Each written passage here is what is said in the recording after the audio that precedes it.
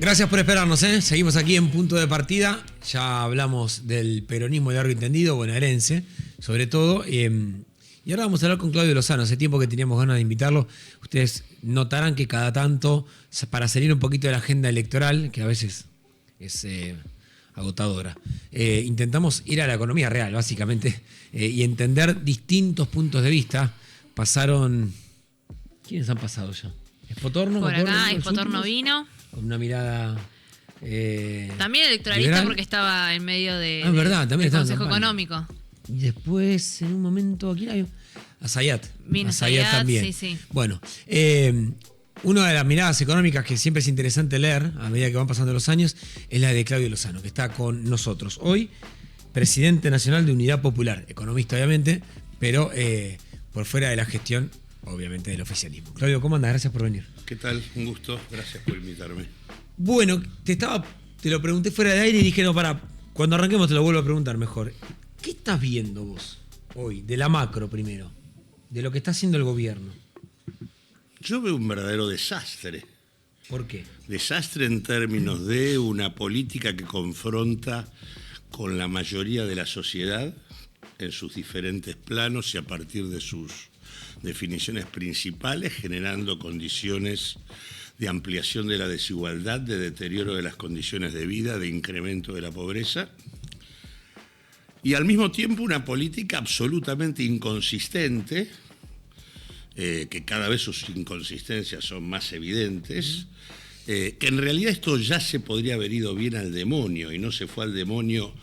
No tuvimos un default en el mes de mayo por la sencilla razón de la intervención del fondo, con la catarata de recursos que vía Fondo, Banco Mundial y BID se le colocaron vía Trump al gobierno nacional. De lo contrario, esas inconsistencias ya habían hecho explotar todo, y las inconsistencias continúan, y las tenemos en el marco de un déficit acumulado de 11 meses en la cuenta corriente del balance de pagos, que acumula 12.000 millones de dólares negativo. O sea, nosotros en 12 meses prácticamente empujamos hacia afuera los fondos que el Fondo Monetario Internacional puso en abril. Junto con eso tenemos una tendencia a la evaporación del saldo comercial, con saldo comercial negativo en el último mes, del cual tenemos balance, con en los primeros 5 meses un aumento de las exportaciones del 2 y un aumento de las importaciones del 34. Una salida por fondos de turismo de una magnitud que duplica el único superávit que la Argentina tiene, que es el energético. Estamos hablando de una proyección de 10.000 millones de dólares de saldo negativo en el curso de este año, y con una evidencia que aparte apareció con claridad en el último balance cambiario, donde en el mes de abril tuviste 2.000 millones de dólares de fuga y en el mes de mayo 3.000 millones de dólares. O sea, en 2 meses el fondo te dio 12.000 y en 2 meses se te fueron 5.000.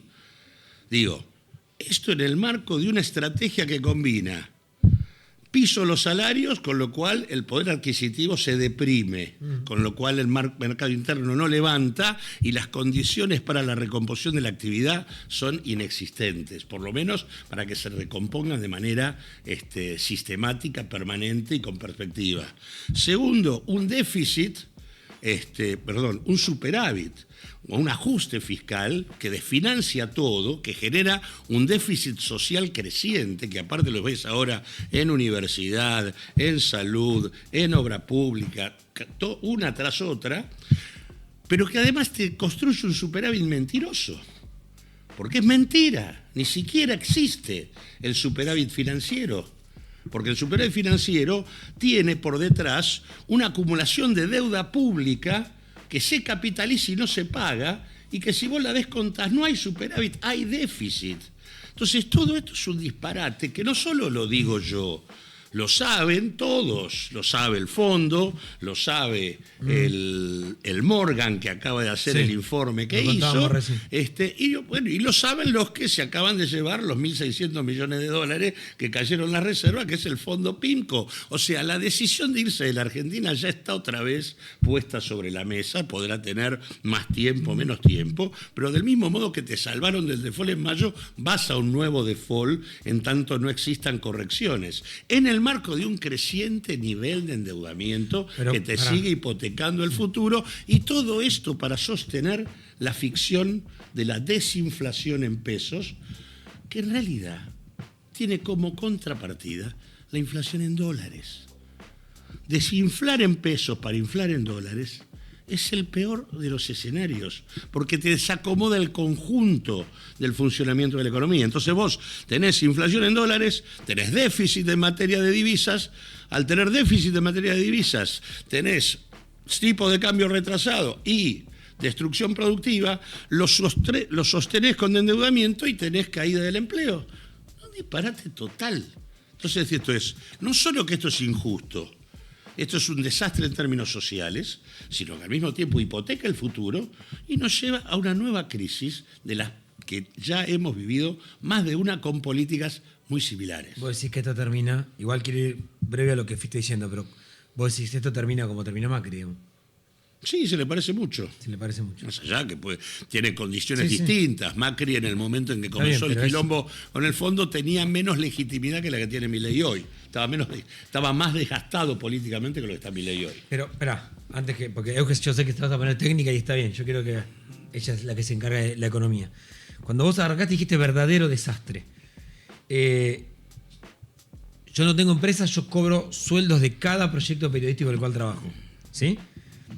Y me quedo pensando, digo, entiendo los puntos que vas dando, pero digo, pará, ¿no me vas a reconocer que el descenso de la inflación, más allá de que pueda traer un problema a la forma, pero ante la emergencia, salir de una inflación del... Pará, pero que quiero ver si te puedo entender. Sí. Si yo venía de una inflación de 12, cuando asume Milei devalúa 12, después 6, después 4, después 3, después 2, después 1, ¿eso es una buena noticia? Depende. Yo cobro tanta plata por mes, que el precio me suba menos, ¿es una buena noticia para mi bolsillo?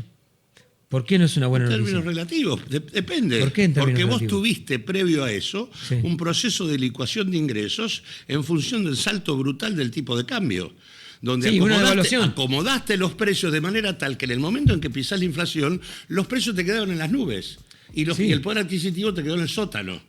Consecuentemente, la gente ve que los precios no se mueven, pero no puede llegar a comprar. Entonces, efectivamente, hay una parte de la sociedad que indudablemente zafa. Y hay una que le va muy bien, porque mientras pasa todo esto, vos tenés las rentabilidades que declaran las empresas que cotizan en bolsa, y resulta que combinando los mercados oligopólicos que manejan con el carry trade, terminás con situaciones ridículas donde Mastelone, Grupo Lácteo, tiene un incremento de sus rentabilidades del 530%, mientras vos tenés una caída del 18% en el consumo de leche. Bueno, esa es la Argentina que estás armando. Entonces, lo que digo, y vuelvo a lo que vos decís, la cuestión de la inflación es la discusión de instalar un orden en los precios. Sí. El tema es qué orden instalás. Si vos instalás un orden que como contrapartida de la desinflación implica inflación en dólares, desacomodás el conjunto. Pero no había una emergencia para tomar. Sí, pero tenés que hacer otra cosa, no esto. Okay. Vinculado a ese tema, la inflación, para los que la entendemos multicausal, se puede desacomodar de diferentes maneras, ¿no? En algún momento era, bueno, hiciste corrección de ciertos precios relativos, pero todavía te queda toda esta montaña de precios que quedaron pisados o retrasados respecto de la inflación. En otro momento puede ser el tipo de cambio, se te dispara por especulación, porque hay mucho de los productos de consumo masivo que tiene componente importado, también justamente presiona sobre los precios. Lo otro es, empiezan a desarmar estrategias de carry trade y empieza a haber más presión sobre el dólar y ahí deriva la inflación. ¿Vos qué crees que ahora que el gobierno dice tener domada la inflación por una cuestión monetaria, porque según ellos hay canillas de emisión abierta, pero no está la emisión en pesos que había antes, se sostiene la inflación, ¿qué es lo que ves que puede llegar a desarmar todo este artefacto para sostener el camino de la desaceleración de la inflación? Es que hay una mentira en esa presentación, que es que no hay, que no hay emisión. Vos lo que tenés es controlada la emisión por parte del Tesoro. Claro. Pero vos tenés un paquete de fondos en pesos que hacen renta en pesos para ir al dólar. El carry. Y eso lo tenés. Vos hoy tenés en la Argentina en el 2025 vencimientos equivalentes, deuda pública, equivalentes para todo el año a 130.000 millones de dólares, de los cuales 100.000 millones son en pesos. Entonces, ese paquete es el que, cuando estamos diciendo que PIMCO se va con 1.600 millones de dólares, desarma posiciones en pesos. Cuando el Morgan dice, hay que salir de la Argentina, desarman posiciones en pesos. Tienen que ver con, ese tema de que la deuda pública en pesos no es la deuda pública en dólares, es relativo, porque en realidad es una deuda pública construida para valorizar en dólares, no para valorizar en pesos. Entonces, en ese sentido, y de cara a una situación donde la Argentina carece de reservas y estás en un déficit permanente, obviamente eso no se sostiene. ¿Por dónde termina estallando esto? Por lo mismo que empezó a estallar antes de que se terminara la situación con el ingreso del fondo. Y con esto que está pasando, 2.000 millones de dólares de fuga en abril, 3.000 millones de dólares en mayo y así sucesivamente. 1.600 millones de dólares hoy. Además de la desinflación, ¿hay algún otro, si querés, negocio o estrategia, negocio que esté beneficiando el gobierno con el dólar barato, quemando reservas en sostener el mercado de dólar futuro, bajar las retenciones para que haya más liquidaciones? Todo esto que está haciendo para sostener el dólar barato, ¿en qué lo beneficia al gobierno y a su plan económico? No, el gobierno está atado en función política con el tema de la ficción inflacionaria del 1,5 que sostiene todo el desastre, ¿no? Y que oculta todo el desastre que tenemos. Pero por no hay abajo. tiempo de corrección. El gobierno va, No hay... quiero llegar a las elecciones con el 1%, más allá de lo que termine pasando, porque eso es lo que me permite tener competencia electoral. Claudio, pará. Si yo soy armador, soy Karina Milei, digo, Claudio, está bien, pero pará.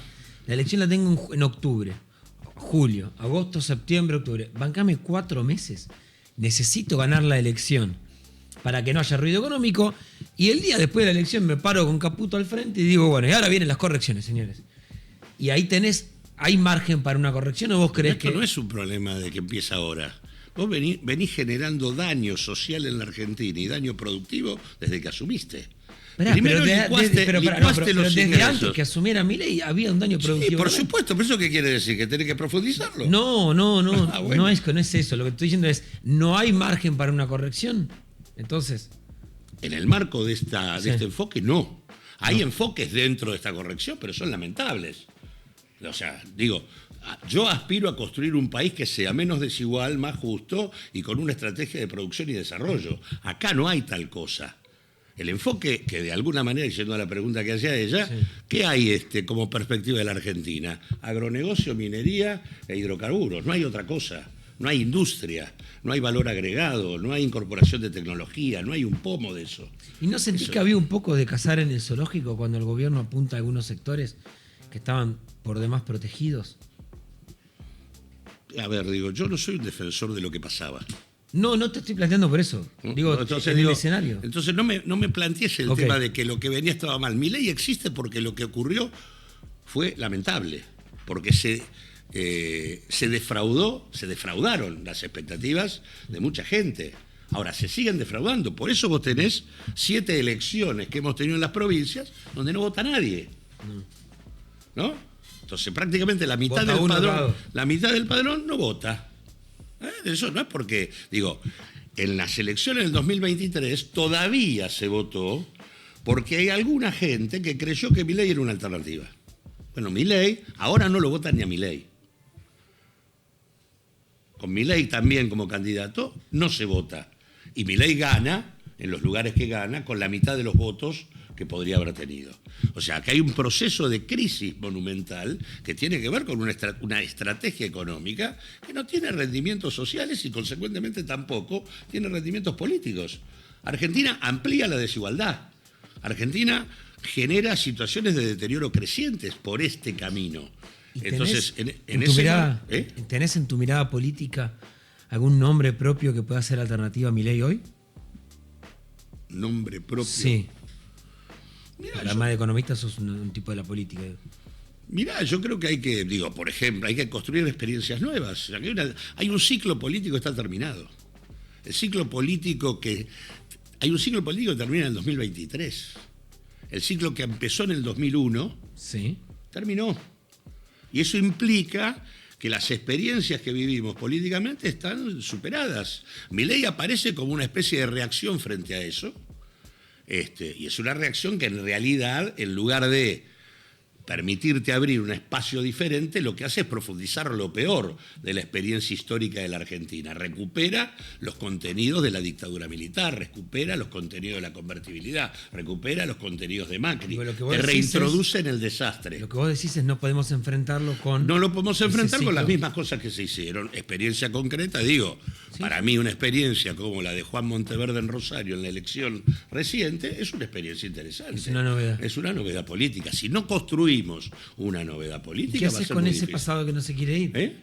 ¿Cómo se trabaja? Hay que tratar de que se vaya, hay que construir otras cosas, hay que hacer otras cosas. Nosotros somos en general impulsores de cambios en términos de las prácticas políticas y organizativas. Por eso en su momento fundamos una central de trabajadores. Nosotros también venimos de experiencias pasadas. Pero para nosotros la CGT como forma de organización sindical se terminó y fundamos una central. Para nosotros las estructuras tradicionales de los partidos históricos están terminadas. Nuestro partido en realidad se llama Instrumento Electoral para la Unidad Popular. No se llama Unidad Popular, pero no importa, lo digo en el sentido de que para nosotros la idea del partido que tiene todo claro y le baja la línea al conjunto de la sociedad, acompáñenme porque acá hay mucha sabiduría en el conjunto de la comunidad, que hay que integrarla en una construcción de un consenso y de un proyecto político nuevo. Acá la democracia se perdió porque se olvidó que tenía que convocar a la gente a intervenir y decidir. Acá se asumió la democracia entendiendo que la participación de la comunidad en las decisiones era un problema. De hecho, ya hoy algunos que creen que la gente tiene que votar menos, no votar más. Y la verdad es que la gente cuando vota, ¿por qué sienten los oficialismos que es un problema que la gente vote? Porque le está marcando la cancha, diciéndole, no, esto no va por acá. Que es lo que le está marcando la cancha en todas las 7 elecciones que se han hecho. Muchachos, si no vota la mitad del padrón, algo pasa. Claudio, muchas gracias. No, gracias. A ustedes. Gracias por venir.